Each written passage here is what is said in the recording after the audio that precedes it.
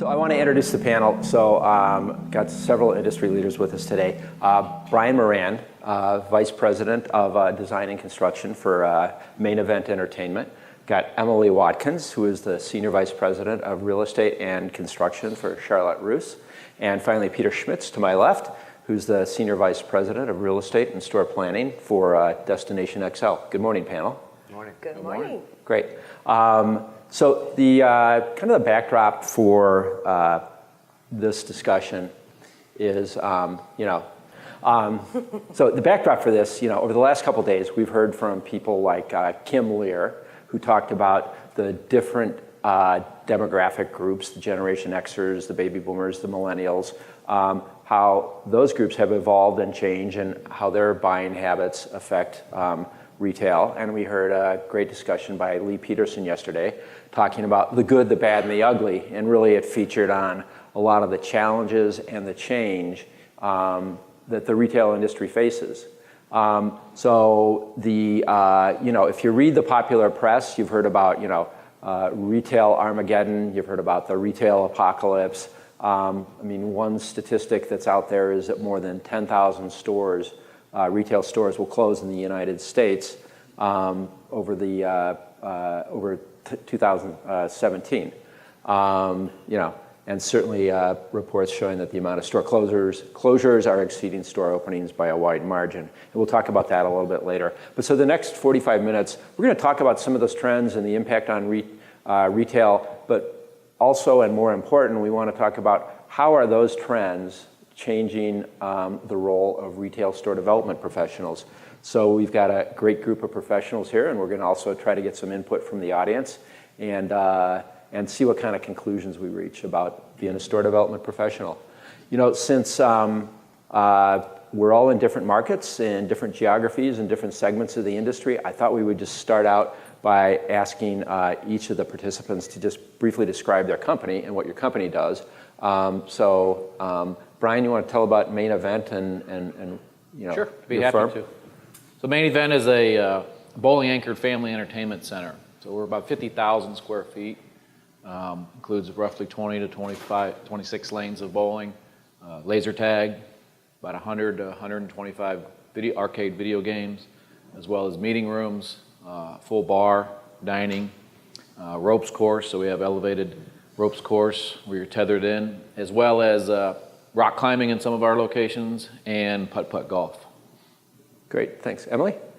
So Charlotte Russe is fast fashion for young women 18 to 24. So all of this generational talk about the millennial and the next generation Z beyond that is right what we're dealing with every day. So we have 550 stores. We're US based. We're in all but probably about 2 states. Great. Destination XL, big and tall men's clothing. We're a public company. We're in virtually across the country. Our footprint extends to London. We just opened 2 stores in Canada. Essentially, we're opening 20 stores this year, 5 pop-up stores and showrooms kind of as an experiment. We'll see how that goes. We're active. Great. So we've got really a couple different industries here, apparel and entertainment. And so the things that we hear about in the environment probably have different impacts on different industries. I don't know, Brian, for example, if you guys are worried about Amazon shipping bowling balls to people or bowling alleys to people. And Not at all. That changing your competitive environment. But at the same time, we've also talked about, I think, the gaming, online gaming. If you're an entertainment option, people have other entertainment choices. Some of them are on the web, and so you do feel competitive threats from other types of entertainment, correct? Sure. Of course we do. Yeah. We actually embrace it, offering actually online gaming where we compete within our centers against other centers throughout the country. We have roughly 38 centers right now open with 6 under construction at this time. Sure. So we're actually embracing it by inviting those gamers into our business to actually go online, but use our facility as a place to share experiences with individuals. Sure. So Emily, let me ask you, so we'll get into some specific trends and things like that, but it's a competitive environment, rapidly changing environment. I think, over the years, store development professionals, maybe the job was find good dirt, build stores quickly and inexpensively. How do you see that role changing for you and others in your company? Yeah, well, one thing that we have done is an incredibly cross-functional effort to really understand our customer journey. So we did a customer journey mapping exercise that wasn't just marketing, it wasn't just real estate. We actually got the entire leadership team together. We had our CIO in the room, we had our head of stores in the room, we had our head of strategy in the room, and we actually got incredibly aligned on who this customer is and how she wants to experience our brand from, literally online, hearing about us through social media, all the way through an experience that would include the store, and then an experience that includes the post-shopping. And I think a couple things, what was different for me is I had to let go of the fact that my paradigm is the box. And I had to start thinking about the fact that she wants to buy in store. She still buys in store probably 80% of the time. And I don't know if any of you have young women in your lives between 18 to 24, but like they get that paycheck on Friday, they are going shopping and they're asking the sales associate to cut the tag out because they're going out. So it's like super fast, and at our price point, we're never gonna have a drone that's gonna get to her fast enough. So she still is wanting to shop in store, but so much of her experience is on our app or on the website that then draws her into the store. So I think for me, it was really having to change the way I think about that and the way I interact with my peers. And I had to really kind of push myself into the conversation because the store experience matters in a very big way, but if you're not really aligned on how the store experience is enabling that connection to your brand, then you're not going to make it. So I think for us, that was a really, really big effort that created a lot of alignment and a lot of focus and actually became the impetus for how we're changing the Charlotte Russe concept going forward, which we're in the very early design stages of. And do you feel like, in some people's minds, maybe, companies got a strategic plan and the real estate department are kind of the order takers and tell us what you want us to build and we'll build it. Do you feel like the role has changed where you need to be more strategic and provide input to that? Oh yeah, 100%. We're also bringing opportunities to do pop-up stores or, try things here and there that are a little bit different. And so that's creating a lot of new competencies, which can be really difficult, and it can also be a lot of fun, depending on how you're looking at it. So it's a lot of disruption, but it's also a time to, I think, really insert ourselves into the strategy of the business. Great. Peter, how about you? How about Destination XL? Similarly, we're partnering, I guess, if you want to call it that, with marketing, with IT, much more than we ever have in the past. We know we have a significant, actually, it's 90% of our customers are on our loyalty program. So we have so much data. And the question is, how do we cull that data into making it manifest into a sale? So that the journey is what we are mapping now. And with us, it's, we don't have a target audience. Other than they're big and tall. But there is no socioeconomic and male. Right? Okay, that's right. Important point. But so our guys can be, come from any socioeconomic locality, and then we're basically got to find that guy, make a decision as to how we're going to get him into the store. But if we have the data that we're using a group called Retail Next, we can identify that person, and all the stuff that you're getting now, and identifying facial recognition and so on. So what happens, that guy comes in the store, we know what they bought in the past. So all this data that we're taking now can be put into a market research that's going to help us decide where we want to be, where we want to place stores, preferably not shut stores down, because we've noticed that, as you've been told, that the erosion of store count also is going to impact the e-commerce in that market, as it is happening when e-commerce, when a brick and mortar store comes in, your e-commerce in that trade area blossoms. So, there is a significant collaboration, and the question is, how can we get that data? And we're focusing on that now. Great. Brian, how about you at your company? Changes to the role? Lots of changes to the role. We're meeting regularly with, which I never used to do, with the CIO, with the head of marketing, When technology comes out, we mentioned yesterday, somebody mentioned about the RFIDs. We're working on that as well. RFID bands, people come in, they want to buy a package. When they've been buying packages, come in, a birthday party, for example, that's usually how most people get introduced to our brand is through kids' birthday parties. We want the parents to come back.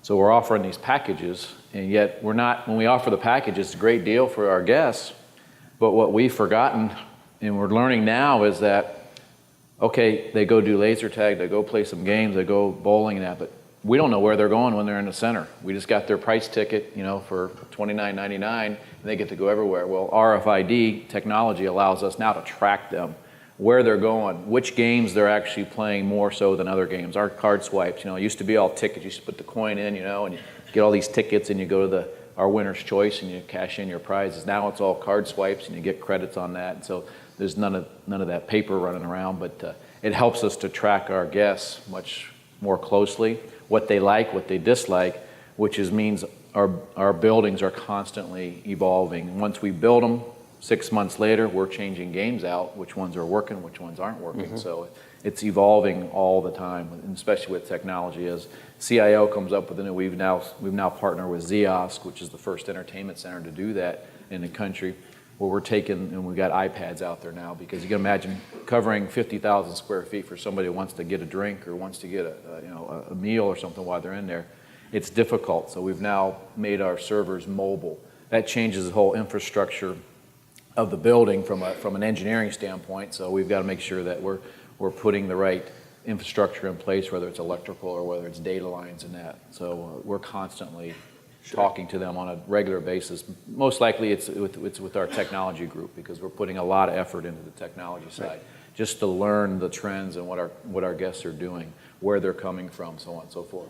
So it sounds like the store development professional needs to first interact more with different groups within the company, marketing, IT. It also sounds like you need to be cognizant and not just cognizant, but very intelligent about things like technology in the store, how the interaction between digital marketing and brick and mortar marketing. So you maybe need to know a lot more than about how sprinkler pipes should be laid out in a building. Right. Fair to say? Well, and that's new. I mean, and you all are doing that too. I mean, we are all learning technology at such a fast pace, and how we have to apply it to our businesses, and then I think how we have to connect what we're doing to what's happening in other areas of the business. So, it's kind of interesting from Peter's perspective, because you're swimming in all this data and trying to figure out how you make decisions that help real estate optimization, but doing that in a really seamless and connected way when that information is being used by marketing and by IT. And I think that's it's the right thing, but it can be overwhelming. It's a lot to learn. Is all of this change and these new skills and knowledge bases that people need to have, does that change how you're trying to recruit, develop, and train your people? Are you looking for different types of people, or I see Emily nodding her head, and so. Well, I can jump in on that, because it's not just our people, but it's the partners that we actually do partner with. For instance, for us, we have 51 different direct vendors that work with Main Event, even before we get the C of O and turn over the center to our operations. So that's 51 different companies, in addition to the general contractor and their 24 different trades that are working in the center at the same time. And we do that because of the rapid changes that are going on. It's easier to go directly to the source, to that person who may be the expert in that particular industry, to make the change quicker versus getting the drawings fixed, going through the GC, getting it bid out, and that we actually work directly. But what that means is our own people now are managing 51 different vendors. So it used to be that the construction team managed all those vendors. Well, now we have supply chain managing their vendors. We've got our tech services department, which manages the games and the bowling. Because of our complexity of our building, they're managing. So you actually have multiple project managers working in the same center, where it used to be just one person managed all of the contractors, at least from the owner's perspective. So that's evolved in how we use our own communication tools in evolving what we're looking at. And so we recently went to a software, project management software, that allows us to interact and everybody to stay on the same page, because we had everybody working off their own schedules, their own spreadsheets. Now we've consolidated that into a software system where everybody logs in and they see the exact dates, and everybody's working off the same finish dates, the same delivery dates. So that's the whole technology side. It's been out there for a while, but it's taken our company from going from a regional player to a national player, understanding that role is evolving, and you have to stay up with it, or else we'll get lost with the growth that we're going through right now. Sure. Peter, Well, Emily? And it sounds like getting people in supply chain or other areas of the business to sort of speak your language too. No doubt. So that's kind of new. I think for us, it's also been about building additional competencies within the organization. So we have been opening up some pop-up stores, and it's not a kiosk type situation. It's taking existing space, kind of helping landlords out, but getting into centers that we maybe have wanted to be in and are not in, and taking vacant space for short term, but figuring out how to go in there and make it work. Mm-hmm. And that's a very different competency from the days of building the exact same store and then turning it over to ops and walking away. The figuring out how to make it all fit is really time consuming, it's difficult, and it requires extensive communication skills. And for us, even from figuring out if we can reuse an existing perimeter wall system or if we have to come bring in something new. And we've gone into a Coldwater Creek space, we've gone into American Eagle, we've gone into Forever 21, we've got into Limited, we've got into Wet Seal. So it's a very new competency, and I think the ability to kind of program manage between what the owner furnished items are, between helping the store get their delivery put together and tighten that up in order to be able to get open really quickly is not necessarily the easiest thing. It takes some very specific skill sets. And so we've actually moved other people into different roles to take advantage of their skill sets to be able to do that more effectively than others. Right. We just pivoted a little bit. We're moving more towards the pop-ups and some conversions of our small stores. We have DXL, we own Rochester, we own Casual Mail. And Casual Mail stores have basically gone unattended for, 5-10 years since we started the rollout for Destination XL. So we've decided, pretty much through finding that we've been cannibalizing some of our stores, and we're still, in our mind, we're only 5 years old as a DXL, so we're still pretty young. So cannibalization is obviously not something we want to do at this early stage. So we've decided we're going to take the 150 Casual Mails we have left, and our best ones are going to get converted to DXL format. And that's going to require a pivot with our construction department. They've been used to building new stores, and it's a slight difference. Obviously, we'll be doing retrofits, flooring, ceiling, lighting, new fixture packages, new signage, and so on. But it's a little shift, but we can manage a lot of it in-house. We used to have to outsource in order to accomplish that. But I'm using pretty much the same people, so I haven't really changed the capability. We've just shifted a little bit. But I will say, from my perspective, there are differences in delivering those types of projects. The people that are good at ground-up development or even new in-store construction, I think they may have the skills to go do renovations and refreshes, but maybe it's a difference in mindset, and it's certainly, I think, a difference in speed, velocity, complexity in some ways. So definitely those people can pivot. Those that can't, and if fewer stores are being developed, that's an issue. Well, and on the supplier partner side as well, I think for us, we outsource most of our project management, and one of my project managers said, "I love working with you, but I hate remodels." Yeah. I was like, okay, thank you for being honest, you don't want to do them. And that's absolutely fine. We'll save you a couple relocations. But, and I think that realizing that some people just don't want to do that work. It is a lot harder. It's surgical, right? It's so much easier to go into an open box and start from scratch. But so it also, I think, takes the right personality and it takes good relationships with your supplier partners to figure out who's the right person for that work and who is not, and that's okay.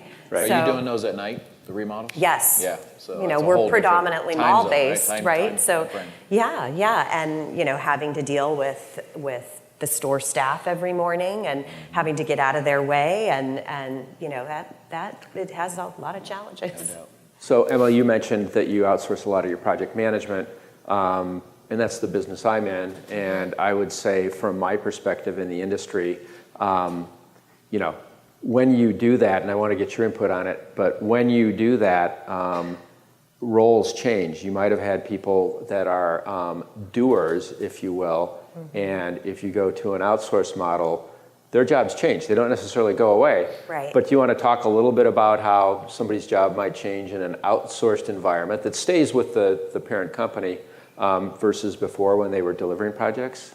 Yeah, I mean, I think, unfortunately, in my case, it's new people. Okay. Because shifting from being a doer and a project manager to managing project managers that are professionals that, you know, have maybe more experience than they might have. And, you know, we tried it, but it didn't work. It Okay. didn't work. So we really did have to make some changes to the staff in order to be able to flex and evolve. And not to say that that's everybody, but there is absolutely a certain set of people that have a hard time with, you know, evolving and developing new capabilities. So that happened to us. So I've got some thoughts to add, but anybody else have any comments on the differences in skills required to manage a service provider and manage a program versus deliver a store? Any comments, or I can jump in? No, I do have a couple on that.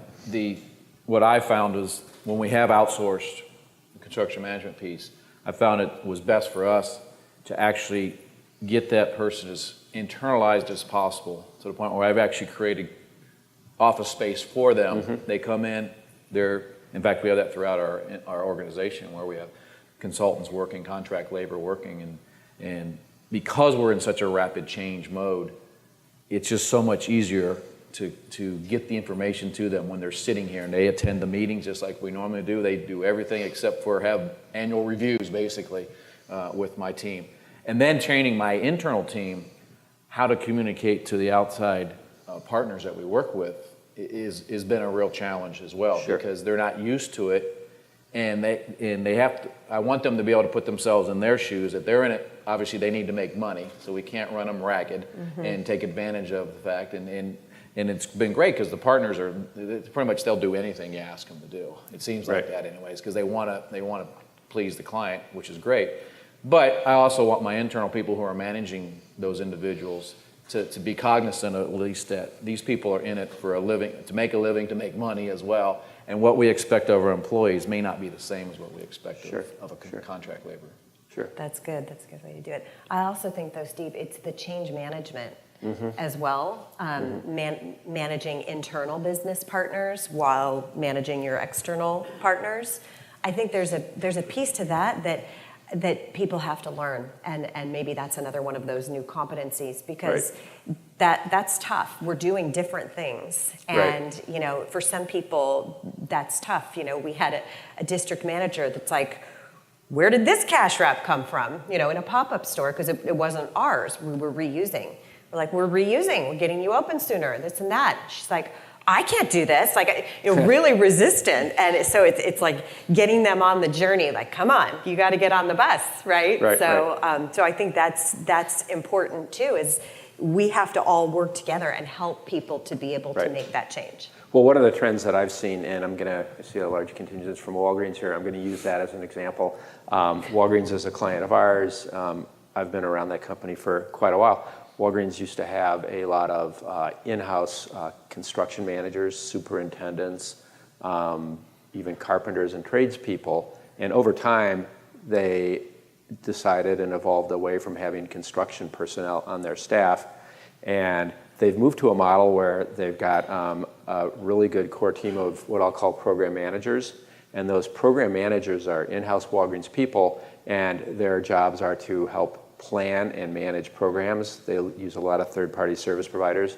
JLL is one, so manage us. But there's also a lot of relationship management in that role, interacting with merchandising, interacting with operations, and being more strategic. So those people, are more strategic, have a wider influence across the organization, are definitely concerned with store delivery, but a lot of the tactical work they leave to us, and they're interacting with peers throughout the company. And so that's a different skill set. They still need to know how to manage and deliver programs, but they also have to know how to work with other departments, which they probably always have, and it reflects and echoes what you've been talking about with all the other challenges going on out there. Yeah. So I think, though, it also shifts toward an owner's representative mentality versus a project manager. No doubt. Mm-hmm. Yes, And definitely. that's different.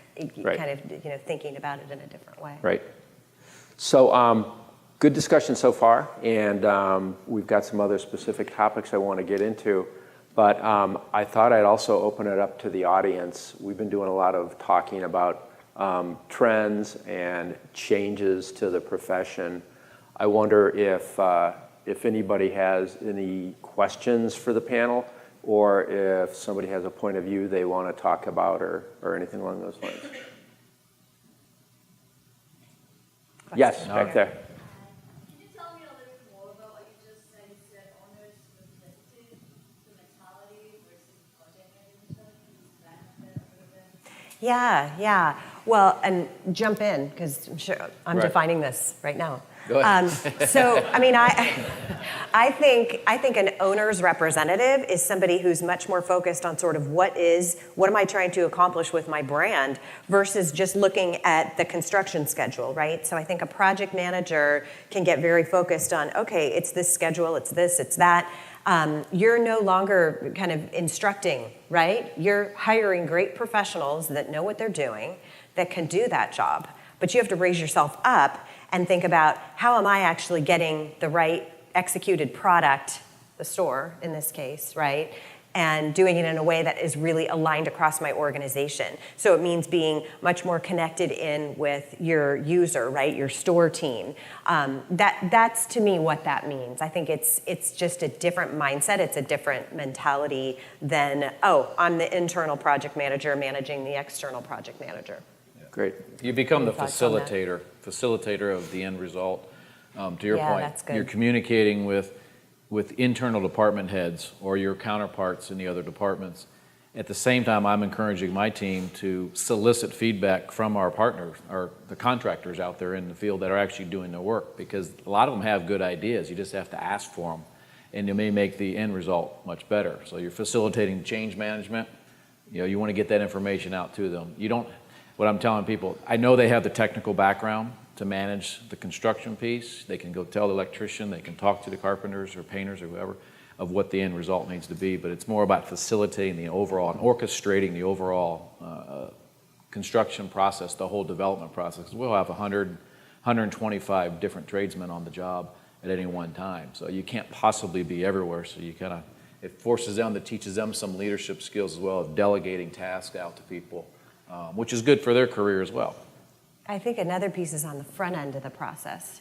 So we're talking a lot about store development, but I think my real estate team has had to completely, change how they think about things, because they have to really leverage their construction counterpart to understand the scope of work, especially when you're dealing with a pop-up store or trying to keep some of that existing space.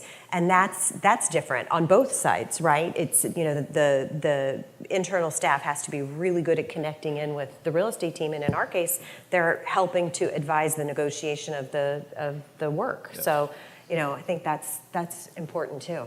Yep. Peter? Frankly, my staff loves to have a change. So they were excited about when we decided to do pop-ups. They want to be busy. They want jobs too. Right. They want to keep working, and they heard all this stuff going on like everybody else has about retail Armageddon. Yeah. And so when we come up with some new concepts, new ideas, they were pretty enthused, and they really grabbed it and ran with it. I'd be remiss if I didn't mention, again, this is before I met you, Steve, we worked with Cushman Wakefield, and they did they probably built 150 of our stores. They were great partners. They were, for all intents and purposes, they were our employees. They had, where their building was, which is in St. Louis. Their floor was DXL's floor. They did our design work, project management. They spent a lot of time with us. They were on every conference call we had. And frankly, I consider them just another arm of our organization.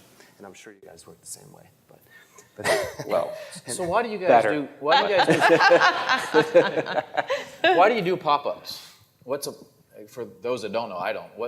I understand what a pop-up is, but why? What strategic reason is there behind a pop-up versus just going all in and Well, for signing a us, and I lease? mean, I think it's what's happening to mall-based retailers, I know we have a few others out there today, is that the better centers are being so bifurcated from the worst centers, right? Mm-hmm. But our business, we're a value player. We can do well in a C center.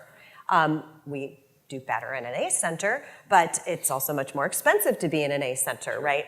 So I think just as that is evolving and normalizing, and it's created a lot of angst, there's been short-term renewals and a lot of concern about really trying to figure out where we want to invest and where we don't want to invest.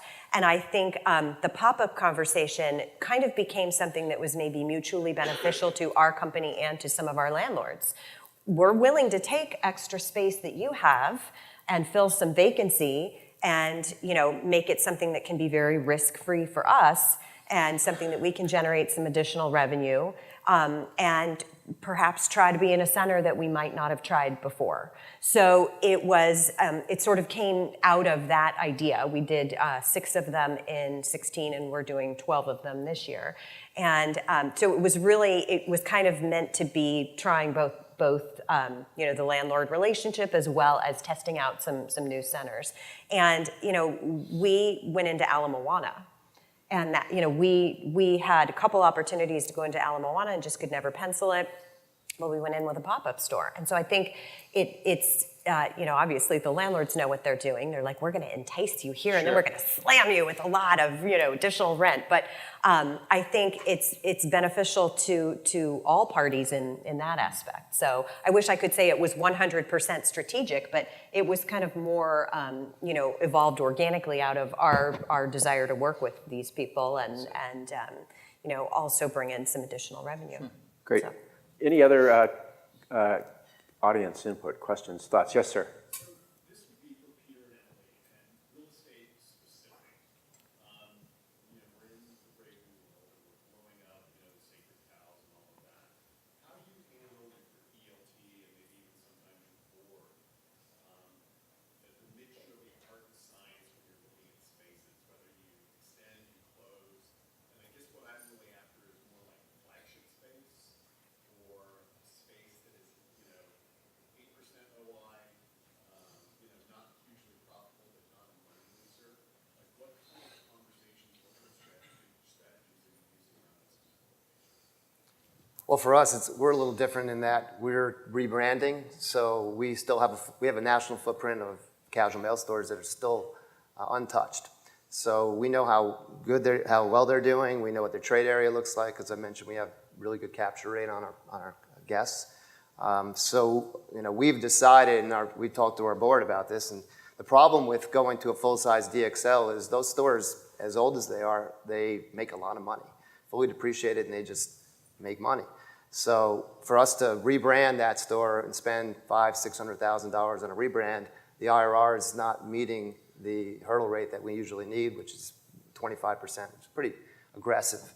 But that's what we've been utilizing in the past. Plus, I mean, candidly, right now with the economy being a little strange and funky, it's despite what Trump said this morning, it is, our traffic is down. And we know some of that's peeled off. Amazon takes a little piece. There's a few other little pieces out there. Even though we're the number one, the only real big and tall seller in the country as far as strictly for big and tall, we're still only 30% brand awareness. So we know we have a lot of opportunity for us. And getting back to your question of why we're doing pop-ups, we're trying to create more brand awareness in malls. We've never gone into enclosed malls. At least we haven't been there for 20 years. So that was approach a different customer, get different guests, a woman, a guy who likes mall shopping versus our typical guy who prefers to have a destination opportunities. Welcome. There's a lot of space. Yeah, no, and that's we're getting great deals. Yeah. That doesn't hurt. Emily, anything to add to that question? So that's actually a really good question, and our board was very interested in what we were going to do to tackle this, and we actually initiated a real estate optimization project to just get a lot better data. We don't have good customer data, like loving what you guys have. I wish we had that. We don't. We have obviously our e-comm data, and then we had to get really creative about how to get really clear on mall trade areas and who's shopping and how we were going to use the information that we did have as a proxy for making decisions. So we went and did a big analysis on the entire fleet, and were able to really present those findings. And so in a lot of ways, what justifies something that maybe is a more expensive location and isn't delivering the profit that you'd like it to deliver, you're able to aggregate how much of your online sales are actually within that trade area, and that makes you a lot smarter about knowing who you're reaching. It's more about who your brand is reaching as opposed to looking at those four-wall metrics, kind of like we talked about yesterday. So that really helped us. We probably have time for one more question or comment from the audience if there are any. Okay. Why don't we move on? We've got a couple minutes left, and we've actually talked about a lot of trends, so I'm not going to get into those. And we just did question answer, but so we've got a couple minutes left here, but I'll put an idea out on the table. A lot of talk about retail Armageddon, doom and gloom. We talked at the start of this session about 10,000 stores are going to close this year, but according to research reports I've seen, 14,000 stores will open, so that's a net gain of 4,000 stores. And over the last couple of days, talking to people at the conference, that theme has come up, and people said, yeah, but look at what's closing and look at what's opening. It's a bunch of dollar stores or 7-Elevens, and you know what, if you work for a dollar store or 7-Eleven, that's a great thing. And maybe that's where we should all go work. But it's not, there's nothing inherently bad with that, I guess. But you also look at a company like T-Mobile, which is planning to build, 1,000 new T-Mobile stores. So certainly different products are out there, and different segments of the industry are changing. There's going to be winners and losers, and there always are going to be. But there is still growth in retail, and that's in a country that's somewhat over-retailed. If you look at some statistics up here in 1992, the U.S. Retail economy was $2 trillion, and it's on track to be $5.8 trillion in 2017. So this industry isn't going away. There's going to be requirements that people change and learn new skills, new experiences, and different ways to work. But but the industry isn't going away. Brick and mortar isn't going away. Amazon is buying brick and mortar companies like Whole Foods, and I think we've had a lot of talk over the last couple of days about a 100% e-commerce strategy. Isn't as effective as e-commerce and brick and mortar, and a 100% brick and mortar strategy isn't as effective without having some sort of e-strategy as well. So, kind of conclusions in my mind as we wrap this session up is, the role of the store development professional is going to change. That's without a doubt. I think the role of just about every profession will change. I think, from my perspective, the people that are creative, intelligent, learn new skills, learn how to be a problem solver with some of these challenges, those are the people that are going to prosper and probably do very, very well. And the people that don't do those things may get left behind. So anyhow, I want to thank certainly the panel for a great job. I want to thank the audience for your participation, and have a great day.